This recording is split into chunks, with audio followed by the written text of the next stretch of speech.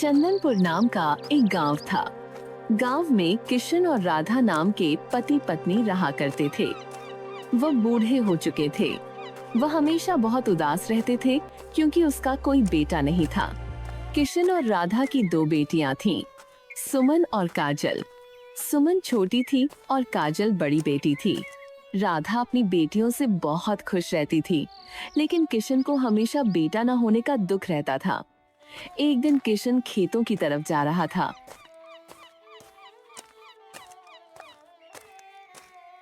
किशन भाई, तुम भी खेतों की तरफ? हाँ भाई, मौसम अच्छा था तो सोचा खेतों का एक चक्कर लगाऊं, थोड़ा काम भी हो जाएगा। सही सोचा भाई, मैंने भी यही सोचा, इसलिए अपने बेटे को साथ ले आया। अब जवान हो गया है, मेरा हाथ बटाएगा।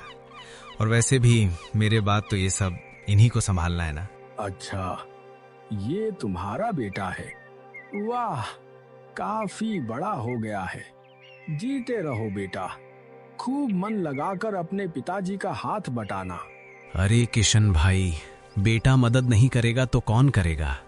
बुढ़ापे की लाठी तो बेटे ही होते हैं। मेरे तो दो दो शेर हैं। अब मैं तो सब कुछ इनके हवाले करके चैन की बंशी बजाऊंगा।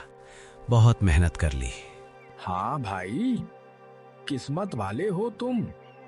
तुम्हारे घर खेत सब संभल जाएंगे और तुम आराम करोगे। हाँ, पर तुम्हारे लिए बहुत दुख होता है यार। काश तुम्हारा भी एक बेटा होता तो बुढ़ापे में यूं अकेले खेतों में धक्के नहीं खाने पड़ते। अब तुम्हारे पास तो बस बेटियां हैं, वो भी दो दो।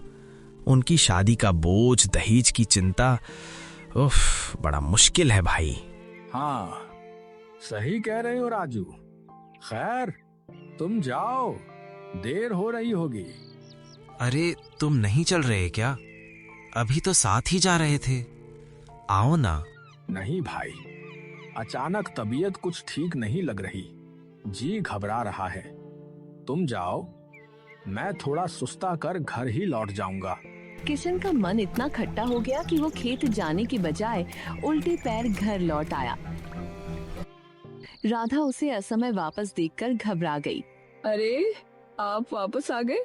अभी तो गए थे। तबीयत तो ठीक है ना? तबीयत शरीर की नहीं, किस्मत की खराब है राधा। मेरे तो कर्म ही फूट गए हैं। दो दो बेटियां हैं सिर पर। एक भी बेटा होता तो आज मेरा बुढ़ापा सुधर जाता। दुनिया वाले ताने नहीं मारते। ओहो, फिर वही रोना।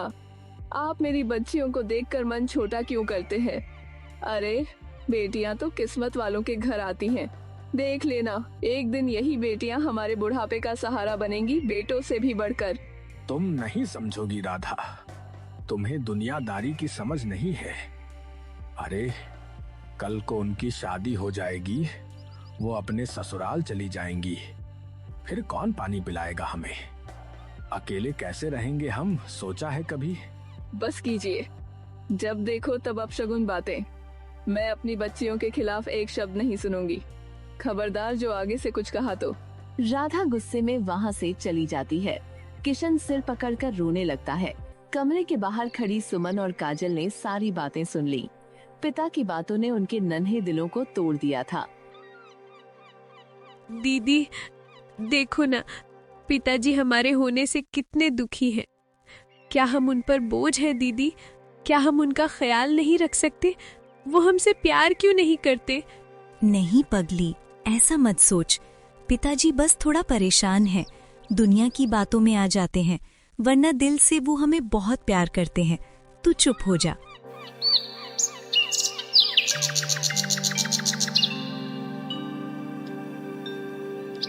अगली सुबह किशन खेत जाने के लिए तैयार हो रहा था। तभी दोनों बहनें हिम्मत करके पिता के पास आईं। पिताजी, आज हम भी आपके साथ चलेंगे। हम खेतों में आपकी मदद करेंगे। हमें बेटा ही समझिए पिताजी, हम आपका हर काम कर देंगे। प्लीज हमें ले चलिए। पागल हो गई हो क्या? लड़कियां और खेत में? तुम वहाँ मेरे साथ खून पसीना बहाओगी? लोग क्या कहेंगे कि किशन इतना लाचार हो गया कि अपनी नाजुक बेटियों से मजदूरी करवा रहा है। नहीं, बिल्कुल नहीं।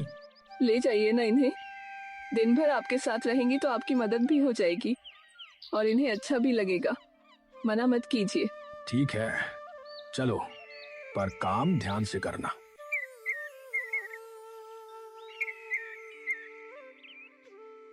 अगले दिन गांव में एक चमत्कारी साधु आए।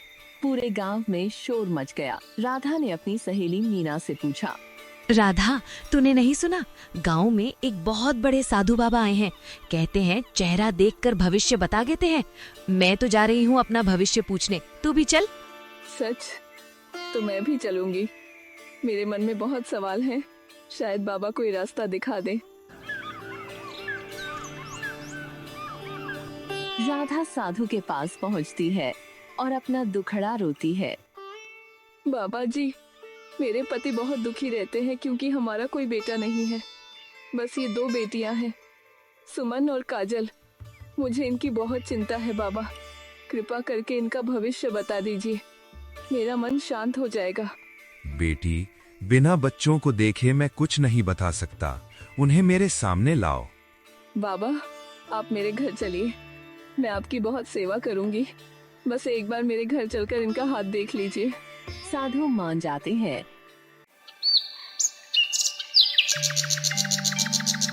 और अगले दिन घर आते हैं। खाना पीना होने के बाद साधु सुमन का हाथ देखते हैं।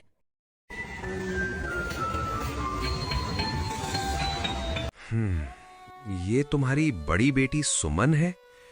इसके हाथ की लकीरें कुछ ठीक नहीं लग रही बेटी। ऐसा मत कहिए बाबा, मेरा कलेजा मत फाड़िए। बताइए, इसकी शादी कैसी होगी? दामाद कैसा मिलेगा? सच कड़वा है राधा, पर सुनना पड़ेगा। तुम्हारी बेटी के भाग्य में एक पेड़ से विवाह लिखा है। इसकी शादी इंसान से नहीं, एक वृक्ष से होगी। क्या? ये क्या अनर्थ कह रहे हैं आप? मेरी फूल सी बेटी और शादी एक पेड़ से? नहीं नहीं, ये झूठ है। विधि का विधान है, नहीं टल सकता। अब छोटी का हाथ देखने दो।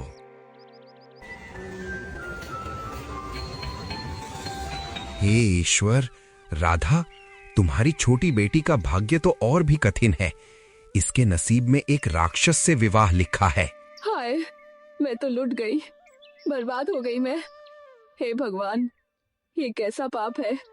एक की शादी पेड़ से, दूसरी की राक्षस से। मुझे मार ही डालो। माँ, चुप हो जाओ माँ, शांत हो जाओ। अगर हमारी किस्मत में यही लिखा है तो हम सह लेंगे माँ। तुम अपनी जान मत दो, हम सब बर्दाश्त कर लेंगे, बस तुम मत रो।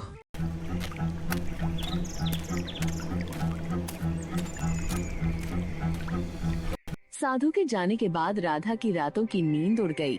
वो जल्दबाजी करने लगी। सुनिए, हमें जल्दी से जल्दी दोनों की शादी कर देनी चाहिए। साधु की बात गलत साबित करनी होगी। अरे, पागल हो गई हो क्या?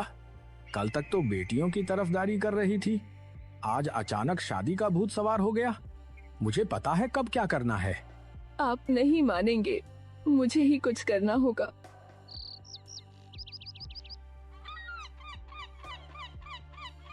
राधा ने खुद ही रिश्ता ढूंढना शुरू किया।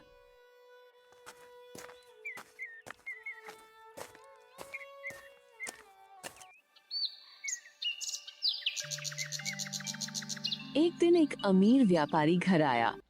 नमस्ते माता जी, सुना है आप अपनी बेटी के लिए अच्छा घर ढूंढ रही हैं।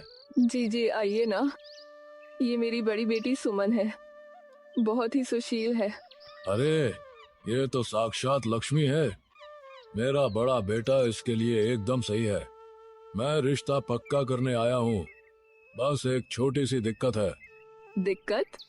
कैसी दिक्कत? दहेज चाहिए क्या? नहीं नहीं, दहेज का लोभ नहीं है। बस मेरा बेटा विदेश में है, आ नहीं सकता। मेरी पत्नी बहुत बीमार है, उन्हें सेवा के लिए बहू चाहिए। अगर आप कहें तो हम बेटे की फोटो के साथ फेरे करवा लें। पंडित जी कहते हैं ये शुभ होता है। फोटो से शादी? अगर ऐसा होता है तो मुझे मंजूर है। बस मेरी बेटी का घर बस जाए।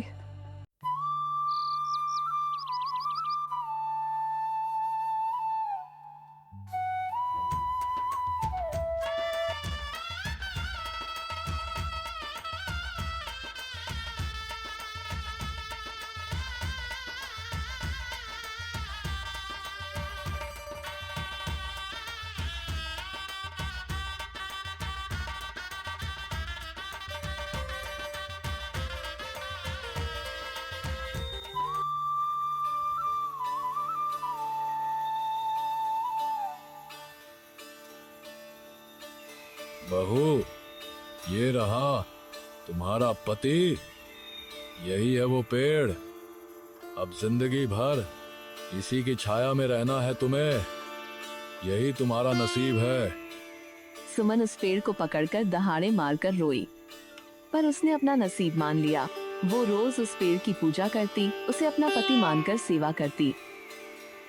सालों बीत गए। एक दिन चमत्कार हुआ। सुमन, ओ सुमन, इधर तो देखो। कौन कौन हो तुम? मुझे छूने की हिम्मत कैसे की? पता नहीं कि मैं विवाहित हूँ। मैं वही हूँ सुमन, जिसकी तुम सालों से पूजा कर रही हो। मैं तुम्हारा पति हूँ। तुम्हारी तपस्या ने मुझे श्राप से मुक्त कर दिया। आज मैं आजाद हूँ। क्या आप मेरे पति हैं? सच में?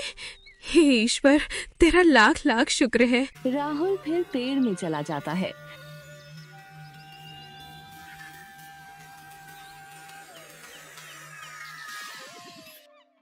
जब राधा किशन को पता चलता है तो वो दौड़े आते हैं। बेटी, मुझे माफ कर दे मेरी गुड़िया। मैंने तेरे साथ बहुत बड़ा पाप किया। पेड़ से शादी करवा दी। चल मेरे साथ घर वापस चल। हम तुझे यहाँ नहीं छोड़ेंगे। नहीं पिताजी, नहीं माँ, मैं नहीं जा सकती।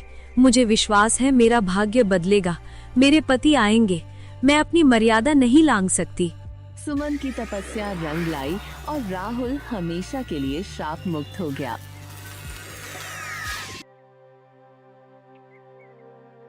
इधर राधा अब काजल के लिए परेशान थी।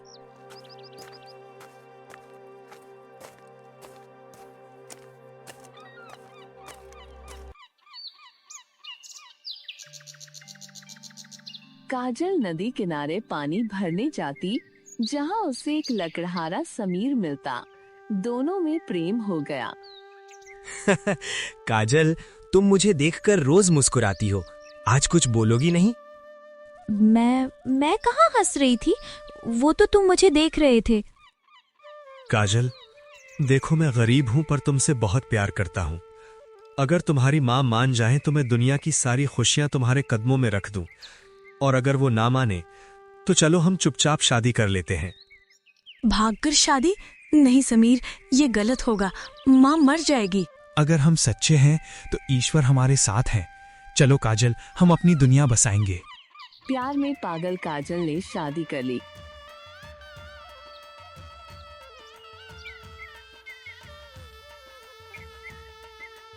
और माँ के पास आशीर्वाद लेने पहुंची। काली जुबान, निकल जा मेरे घर से। तूने मेरी नाक कटवा दी, बिना बताए शादी कर ली। आज से तू मेरी बेटी नहीं, मर गई मेरे लिए तू। राधा ने उसे धक्के मारकर निकाल दिया। काजल रोती हुई समीर के साथ चल दी। समीर, हम कहाँ जा रहे हैं? तुम्हारा घर कितना दूर है? बस थोड़ा और, जंगल के उस पार। थकना नहीं है मेरी जान, बस पहुंच गए। समीर उसे एक अंधेरी गुफा में ले गया।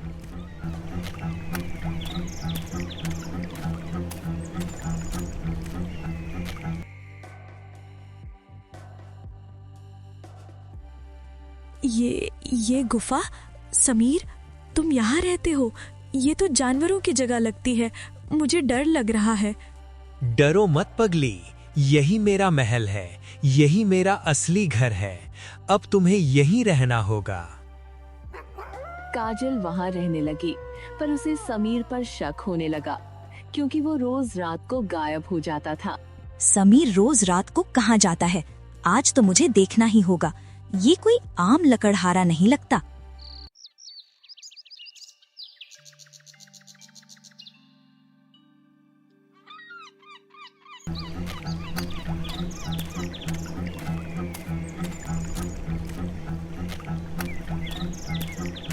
काजल ने पीछा किया और देखा कि समीर जंगल में जाकर एक भयानक राक्षस बन गया।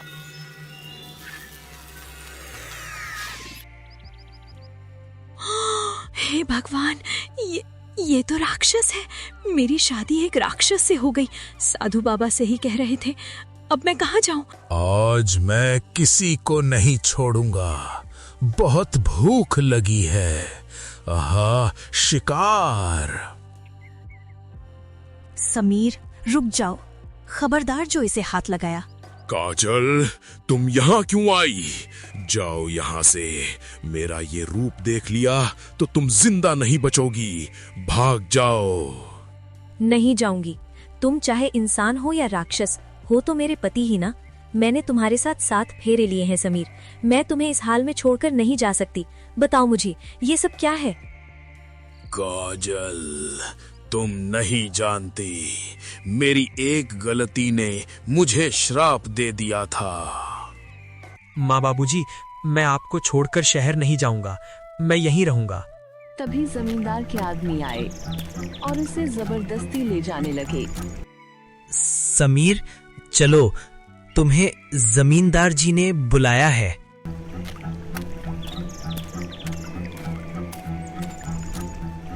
ये लड़का हट्टा कट्टा है, इसे मेरे शेर के पिंजरे में डाल दो। मेरा शेर भूखा है।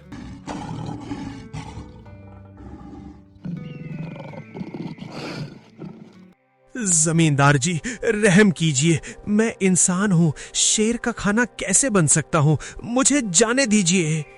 जमींदार के पहरेदार से जान बचाकर समीर घने जंगल की ओर भागा।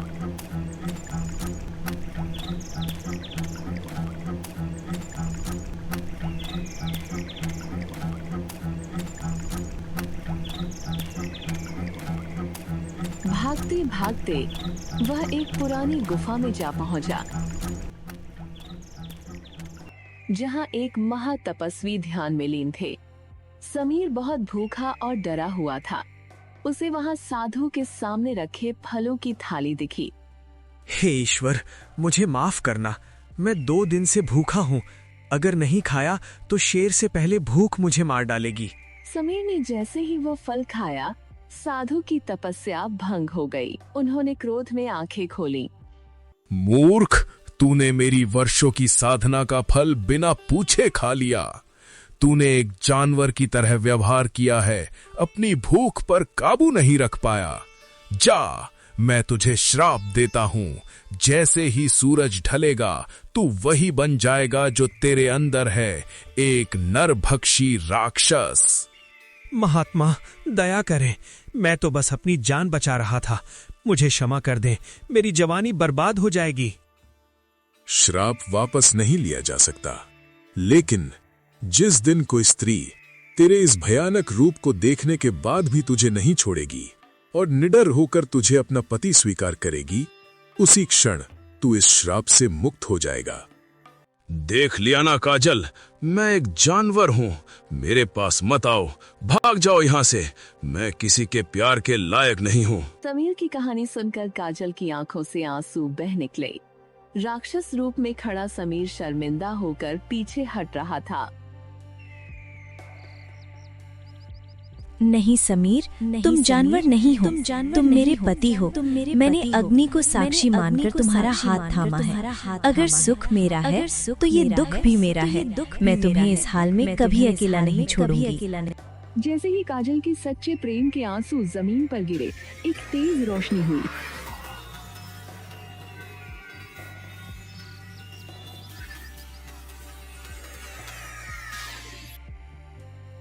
काजल देखो, मैं ठीक हो गया। तुम्हारी वफादारी ने मुझे बचा लिया काजल, साधु का वचन सत्य हुआ। दोनों खुश हो जाते हैं। अगली सुबह दोनों गांव वापस जाने का फैसला करते हैं।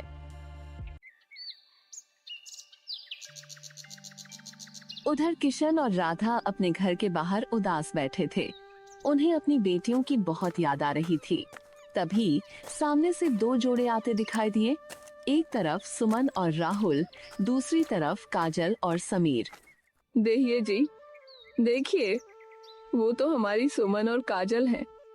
और उनके साथ वो राजकुमार जैसे लड़के कौन हैं? माँ, पिताजी, ये मेरे पति राहुल हैं। वो पेड़ एक श्राप था जो मेरी सेवा से टूट गया। और माँ, जिसे तुमने गरीब लकड़हारा समझा था, वो भी एक श्राप के कारण दुखी थे, लेकिन अब सब ठीक है। मेरी बच्चियों, हमने तुम्हें कितना दुख दिया। बेटा बेटा, कि रट लगाकर हमने हीरो जैसी बेटियों को ठुकरा दिया। मुझे माफ कर दो। आज समझ आया कि बेटियां मुसीबत नहीं, मुसीबत में साथ देने वाली ढाल होती हैं। मुझे माफ कर दो काजल, मैंने समाज के डर से तुझे घर से निकाल दिया था। मैं बहुत बुरी माँ हूँ। नहीं माँ जी, जो हुआ वो नियति थी। अगर वो सब ना होता तो शायद हम कभी श्राप से मुक्त ना हो पाते। उस दिन के बाद किशन और राधा ने कभी बेटे की चाह नहीं की। उन्हें समझ आ गया कि प्यार और सेवा करने के लिए बेटा या बेटी नहीं, बल्कि अच्छे संस्कारों की जरूरत होती है। पूरा परिवार खुशी खुशी से रहने लगे। भाग्य लकीरों में नहीं, कर्मों और साहस में होता है। बेटियां बोझ नहीं, शक्ति होती है।